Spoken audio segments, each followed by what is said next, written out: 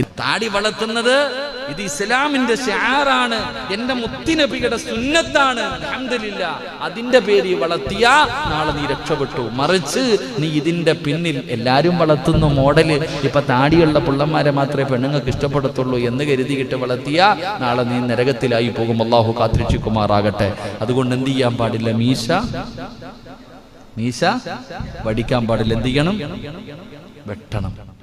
മീശ വെട്ടുക, താടി വളർത്തുക. ഇനി താടി വടിച്ചിട്ടുള്ളവരിയ്ക്കുന്നുണ്ട് ഇവിടെ. അള്ളാഹു കാക്കുമാറാകട്ടെ, അള്ളാഹ് കാക്കുമാറാകട്ടെ. എങ്ങനെ പരലോകത്ത് വരുന്നറിയോ? താടി വടിച്ചുകൊണ്ട് നടക്കുന്ന മഹാന്മാര് നാളെ അള്ളാഹുടെ കോടതി വരുന്ന രംഗം ഭയാനകമാണ്. അള്ളാഹു കാത്തിരക്ഷിക്കുമാറാകട്ടെ. പറയണോ? വേണ്ടപ്പ എനിക്കെന്നൊരു സങ്കടം. നിങ്ങളൊക്കെ ഇരുത്തിയിട്ട് പറയാം.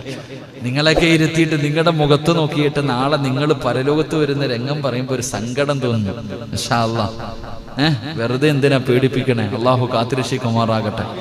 വളർത്താനൊക്കെ ശീലിക്കും സഹോദര. മക്കൾ മരിക്കുമ്പോൾ, വാപ്പ മരിക്കുമ്പോഴല്ല അത് വളർത്തേണ്ടത്.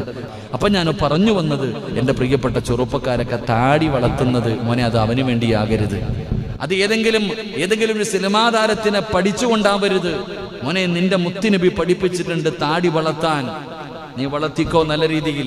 താടി നീ വളർത്ത്, നിന്റെ മീശ നീ വെട്ട്. മീശ വടിക്കരുത്, താടിയും വടിക്കരുത്. അള്ളാഹു കാത്തിരക്ഷിക്കുമാറാകട്ടെ. നാളെ പരലോകത്ത് വരുന്ന അവസ്ഥ വളരെ അപകരമാണ്. അള്ളാഹു കാത്തിരക്ഷിക്കുമാറാകട്ടെ. മഹാനായ നബി മുഹമ്മദ് മുസ്തഫ സല്ലല്ലാഹു അലൈഹി വസല്ലമ തങ്ങൾ പറയുകയാ,